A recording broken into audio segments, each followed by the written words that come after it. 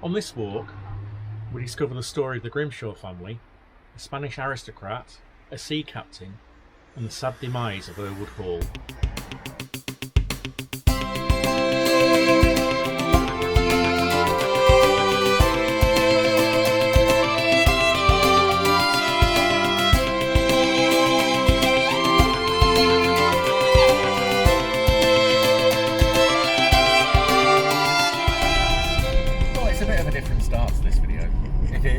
Where are we going? We're going back up to the Goyt Valley, which you're going to see later in this video, but we had a slight problem. We were filming up in the Goyt Valley last weekend? A week ago, and we're getting the video ready to edit, and we had a slight mishap with one of the memory cards. Filmed it on 2 cameras, as we do, and I'd just taken the memory card out of one of the cameras. You supervising now. He is restrained. He decided to pop his head up and see where he was going. Are you happy? No. Are you happy?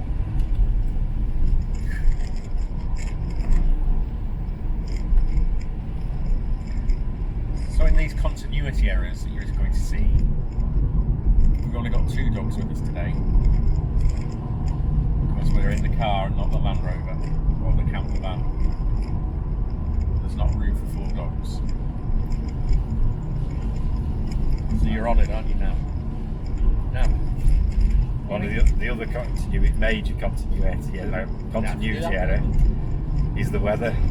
It's zipping down, and as we just said, storm, whoever. Yara? No idea. It's blowing across. We've seen trees down.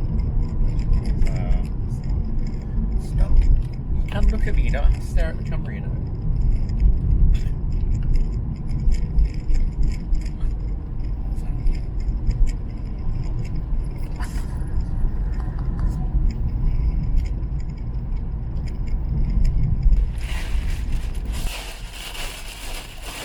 So this is the weather we're going walking in to finish this video off.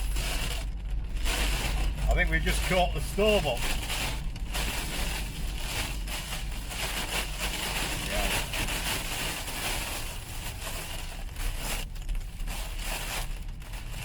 Let's hope no trees come down. Like that.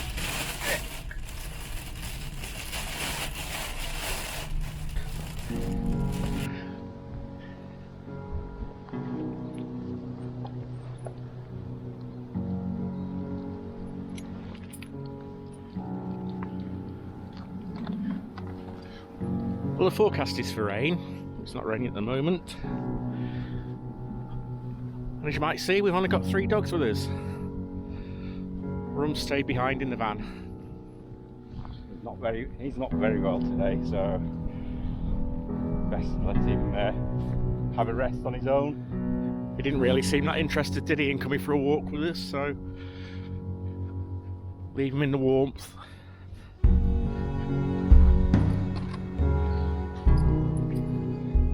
That's Errwood Reservoir.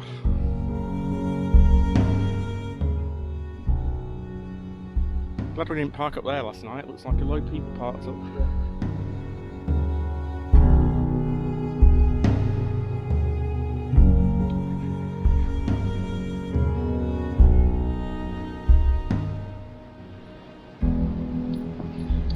Go.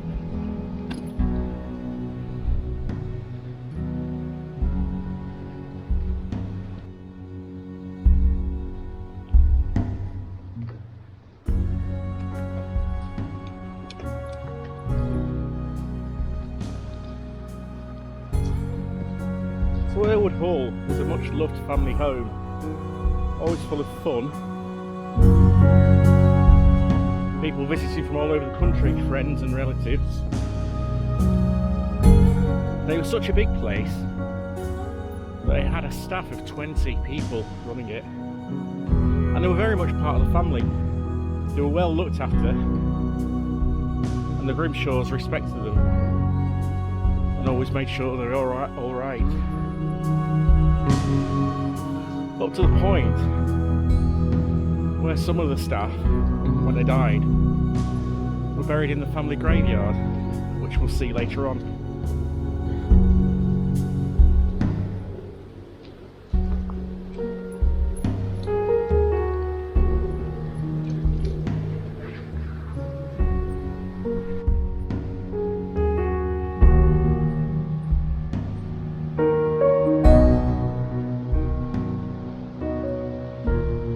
Come on. Good girl.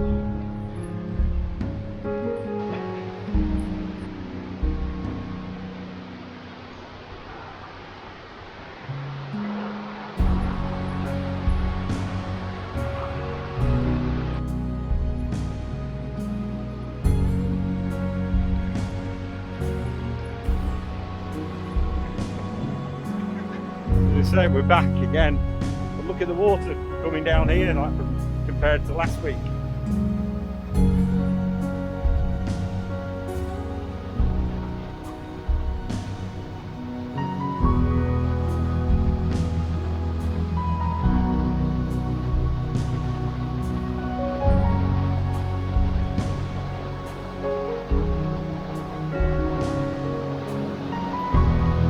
It's not a babbling brook anymore. Come out! Come out!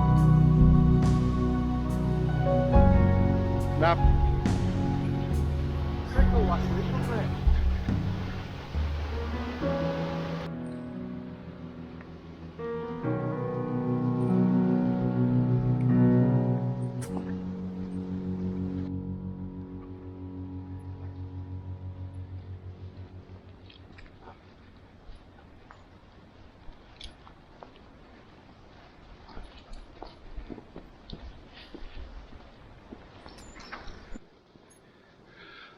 The family loved rhododendrons and planted thousands on the estate.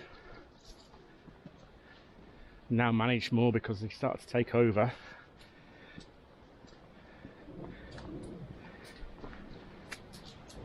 I think now they're classed as an invasive species, aren't they? I think they are, aren't they? Because they're not non-native. So. Yeah. Oh, here's the hall. Yeah.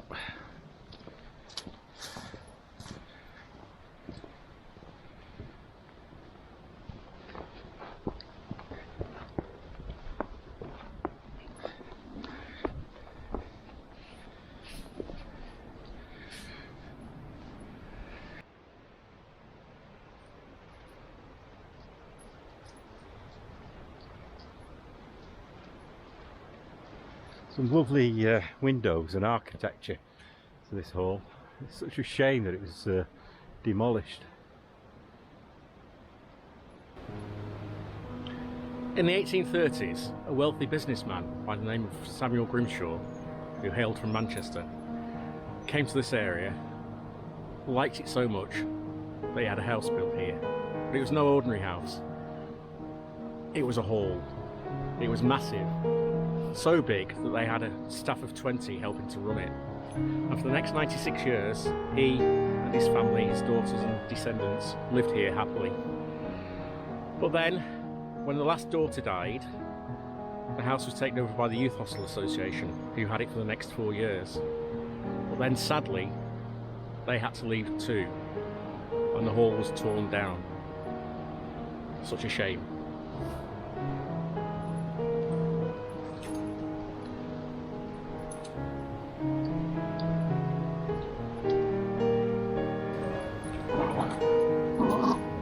Come on.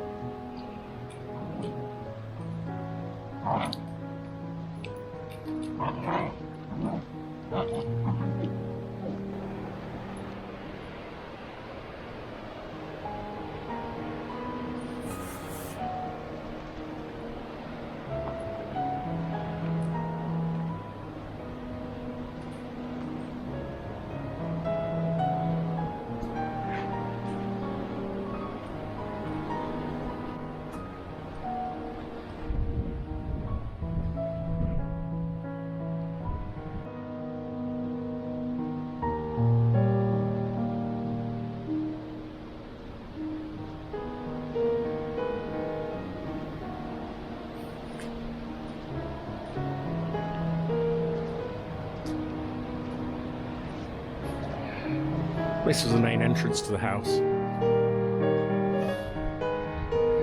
The road came up here. There were steps here.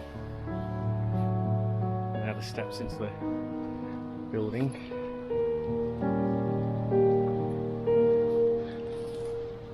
This here was the original family coat of arms, which when the building was standing, stood above the lintel here.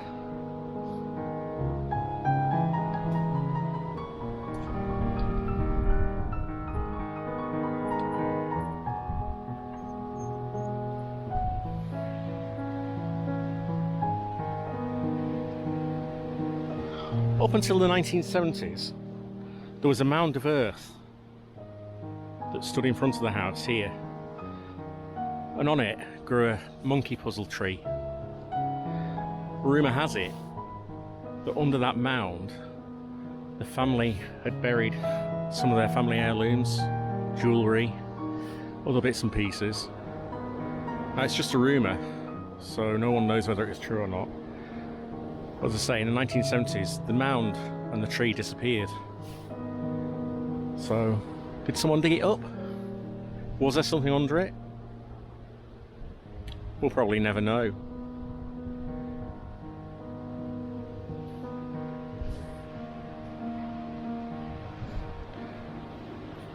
The maids,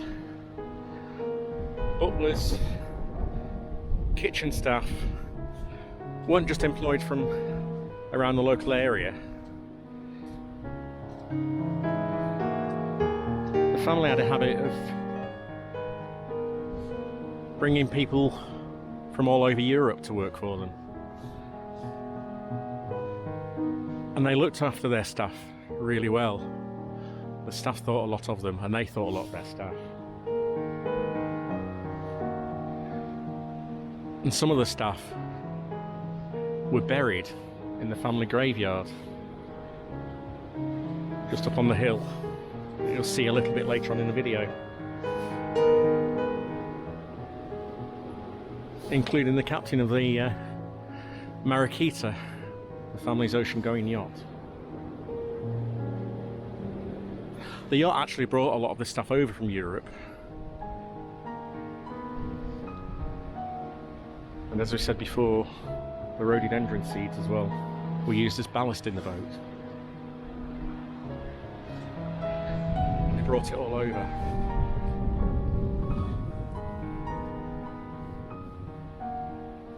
Such a shame that it was torn down. And in the end, it was really torn down for no reason. When they decided to build the reservoir and they tore down the village of Goyt's Bridge, the planners decided that the sewage and wastewater from the hall would pollute the reservoir, so there's nothing else to do but to tear it down, which in fact in the end turned out not to be true. What a shame. The family were great art collectors and had a lot of expensive works hanging in the hall, as well as some exquisite furniture, which was all sold at auction when the hall was finally declared no longer purposeful.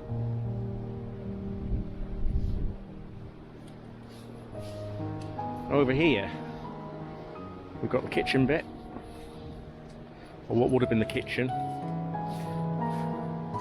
and this is the old water supply for the hall.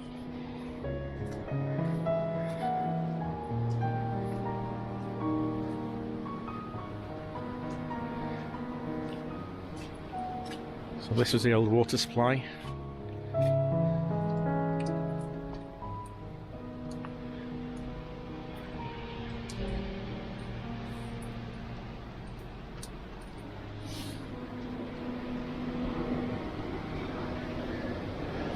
Family and friends travelled from all over the country and all over Europe to visit them.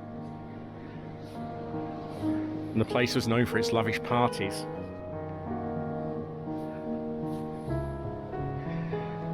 had shooting days and parties throughout the year.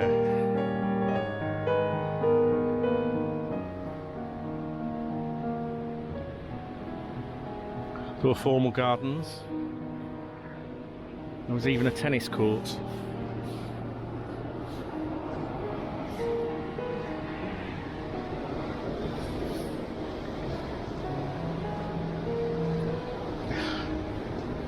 Even with local people, the family were very much admired and loved. And in the latter years, two remaining sisters who lived here became widowed. And the poor people of the area would often get food packages, parcels delivered to them anonymously. But everyone knew that it was the staff from the hall that were delivering them on behalf of the sisters.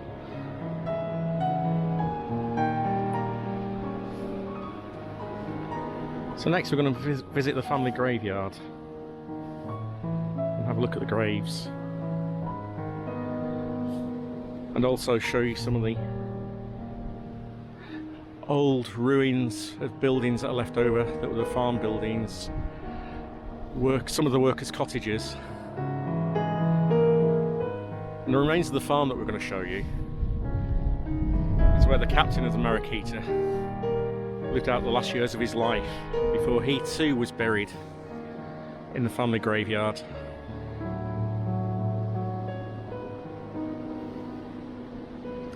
We are going to put some pictures at the end of this video just to show you what the hall looked like in its heyday, as well as some other pictures of family members.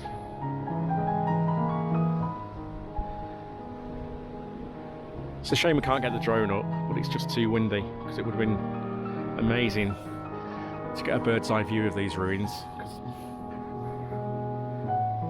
Here, at ground level, we're not really doing justice to just how big this place was. Amazing place. Oh, to be able to travel back in time.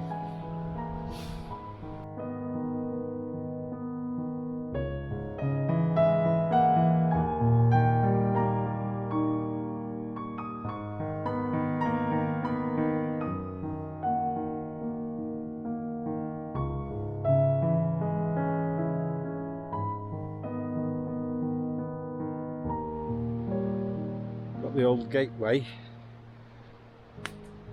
down there.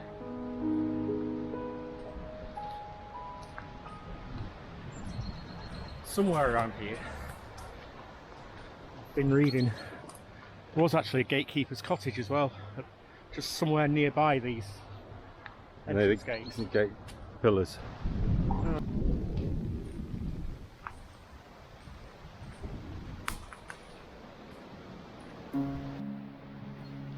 And this is the track from the hall leading up to the graveyard. It's quite a steep climb, and just here I think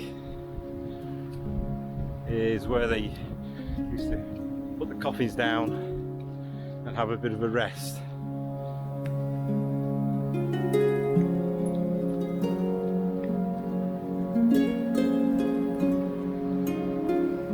Before they went on to the mausoleum,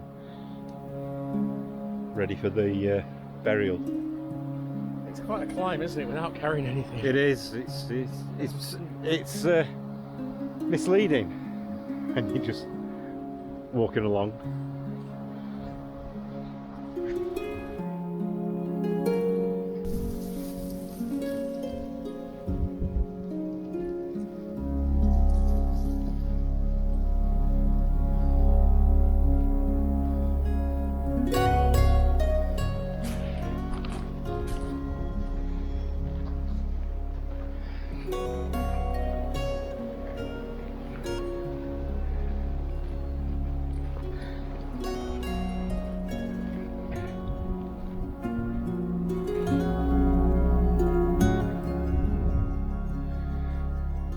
take something to bring the coffins up here, wouldn't it?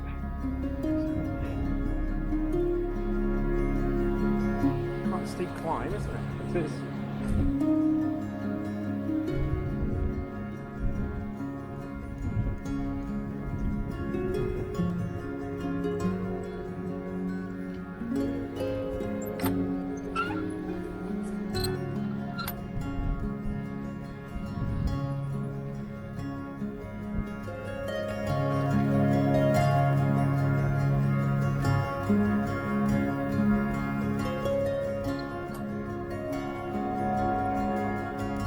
Coming up.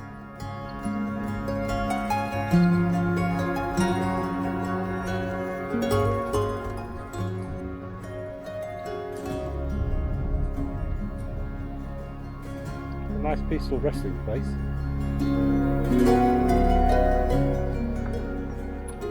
The Grimshaws buried here, and also a lot of their most faithful and much loved servants, and the captain of their yacht that we mentioned before, the Mariquita. They respected him so much that he was buried here. Still quite young, 19 years old. Like he was one of the servants.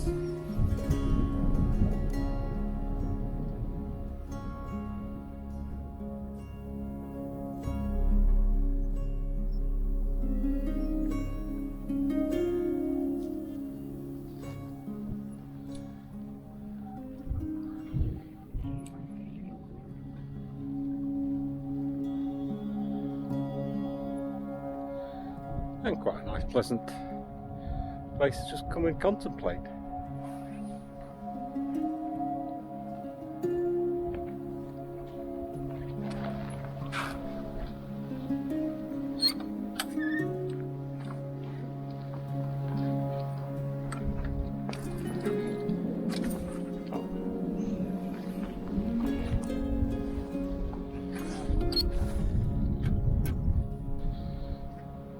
And this is one of the farms that was on the estate.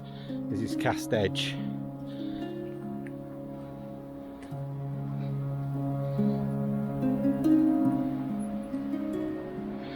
And the skipper of the yacht lived here for some time as well.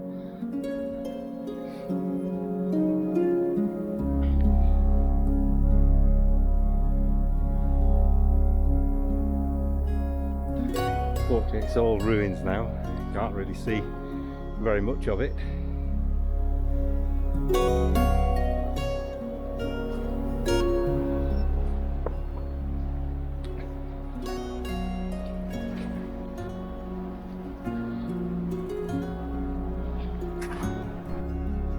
Not sure whether it's a milepost or a gravestone.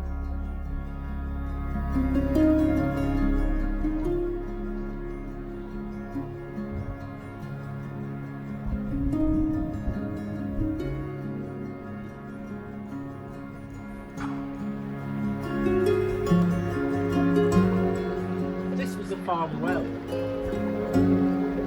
where they got all the water from originally. There's obviously no running water to any of the farm buildings. We have got an old photograph. No running water? No piped water. We have got an old photograph, and again we'll put it at the end of the video, of a young girl standing at the well here. Don't know whether it was one of Captain Butler's daughters or whether it was from one of the farmer's daughters originally. No date on the photographs, we just don't know. It's interesting to see what it was like in the olden days.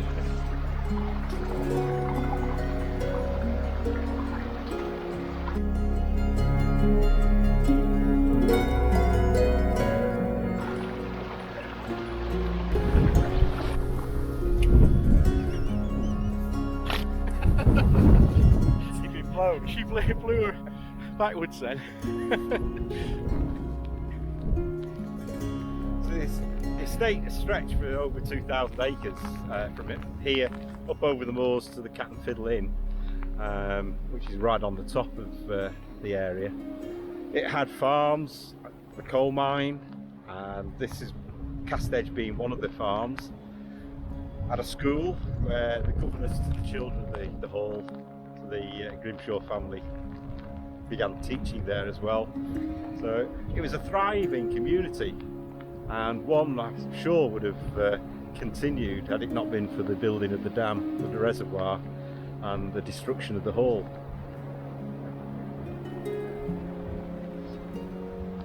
Come on, Bay. Come on. This way.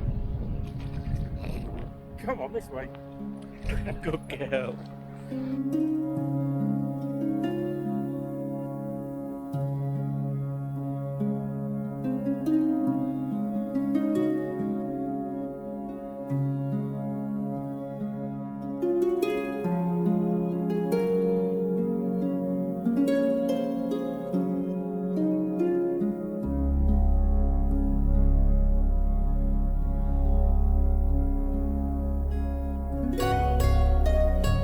Another continuity error.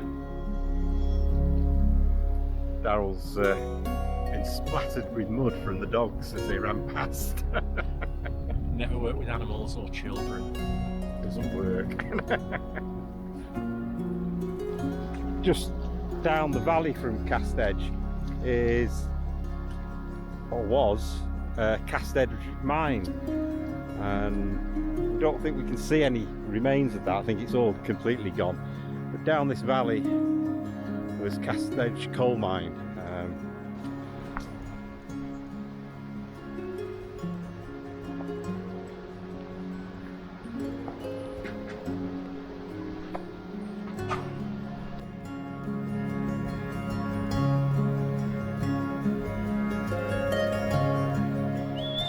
Come on! Come on!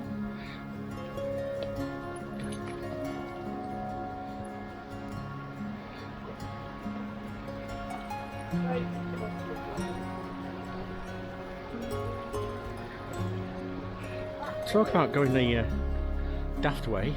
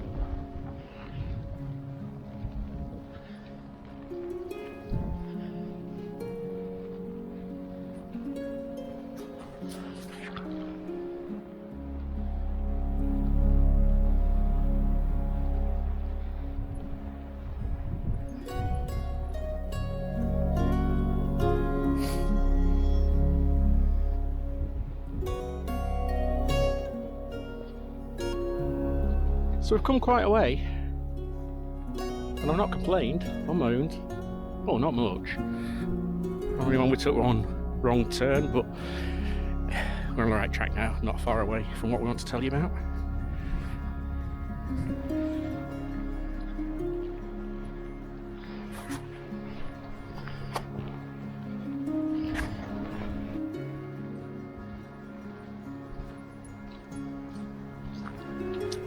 Is that it? Is that what you've come to show us? This. This is what we've walked all this way for. You think it is? I know it's not. You know it's not. Right, so we carry on. Because I think that's it over there.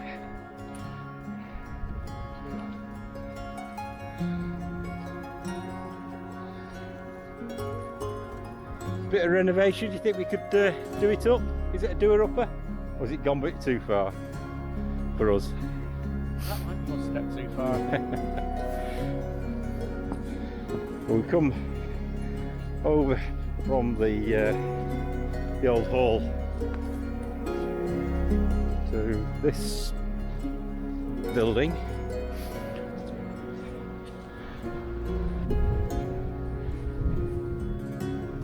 Which is a chapel, a shrine, sorry,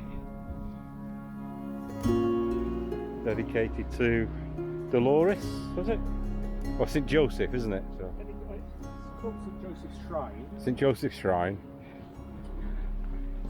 It was built in memorial to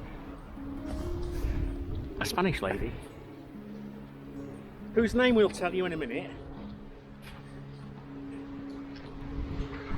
And dedicated to Miss Dolores de Ibargain, or something along like those that. lines, who was a governess at the school. No, she wasn't.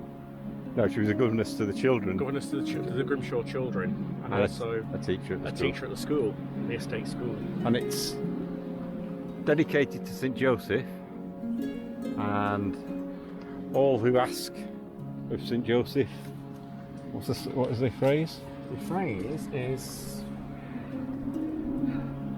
no one asks in vain of St Joseph. We have to read a few things, you know. We're getting old, memory's not the same as it was. But there are initials DDY underneath are those of Miss Dolores. So shall we go in?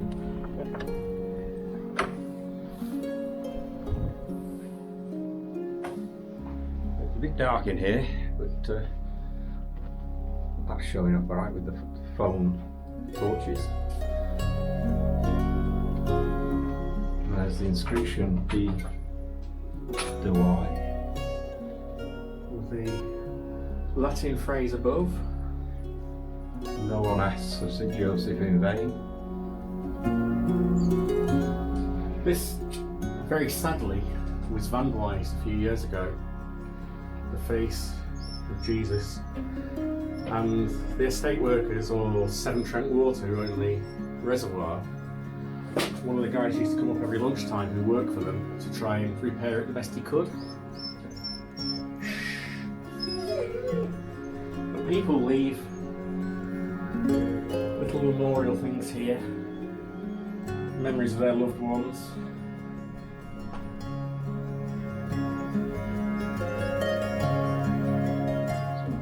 Ashes, Balmer. Yeah. Little gifts and tokens. And they do make sure that it stays in good repair. It was in a state of disrepair a few years ago, but people have now made sure that it's well kept.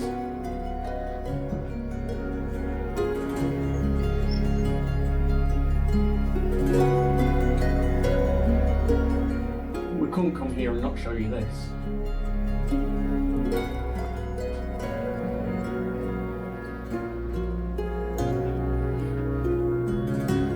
A nice little shrine. It is lovely.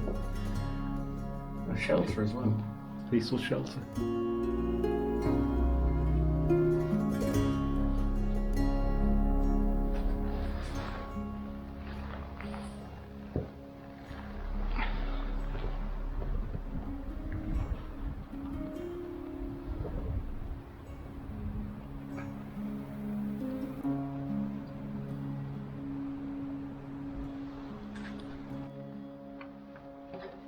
Isn't that lovely? It is.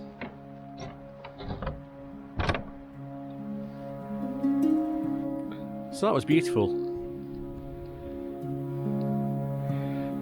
It's not rained. It's threatened a couple of times, but it's not rained. The wind's not dropped much. So now it's time to head back to the van. See if Rum's alright. He'll probably be wide awake now, wanting to go for a walk. Oh, the steep, slippy steps. But,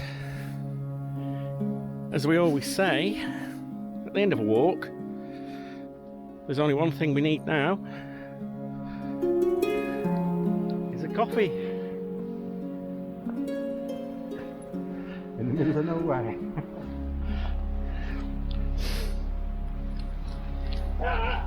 So it's back to the van. Try and find a coffee shop. If not, my sister doesn't live that far away. And if not, it's coffee in the van. It is.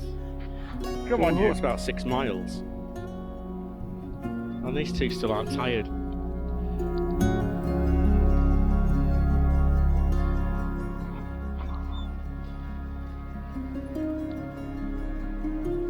The what of youth? What's the saying? Foolishness of youth.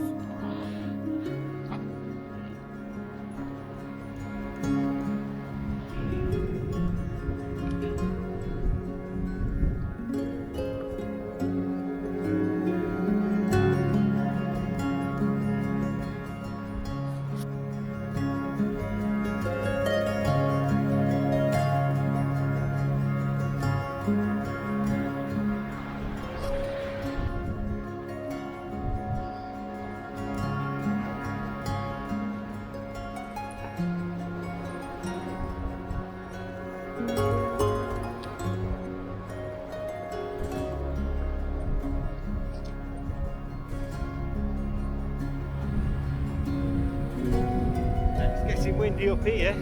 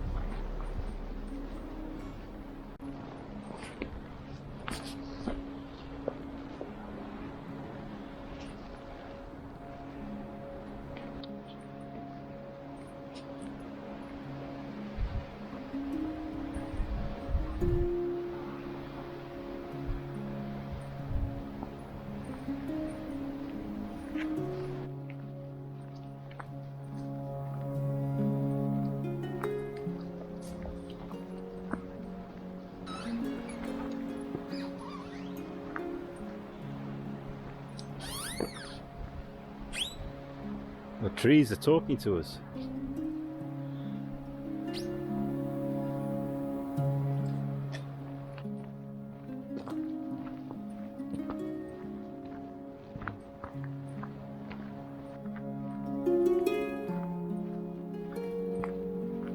They always say you take things on your doorstep for granted.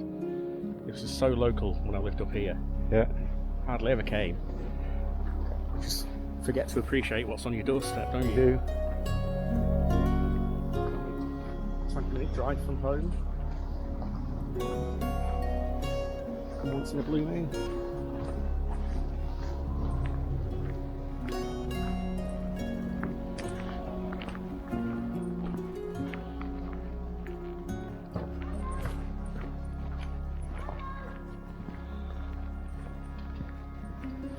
Let's say a coffee malarkey. Yeah. No coffee shops open. No.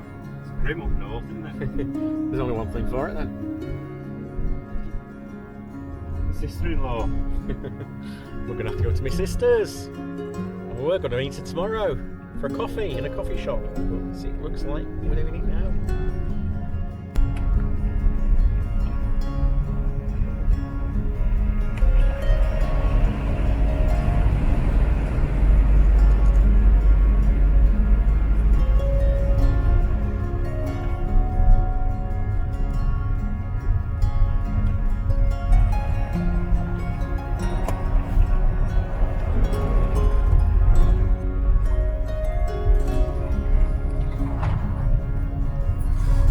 So, on a scale from 1 to 10, now I'm talking to you. On a scale from 1 to 10, 10 being the best, how do you rate that walk in the rain? You're not answering. Is that a 0 then? I think you enjoyed it. Did you enjoy it?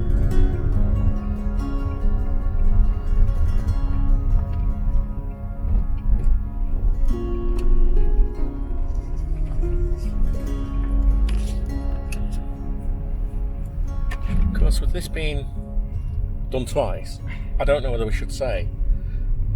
At the end of every good walk, there's only one thing for it. Coffee time.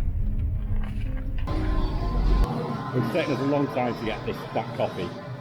It's the following morning, and we're back in Nottingham, but everywhere was shut. So, cheers.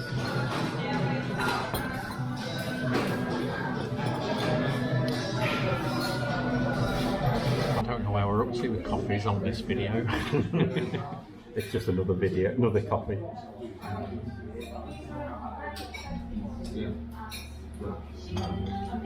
As I always say. Cheers!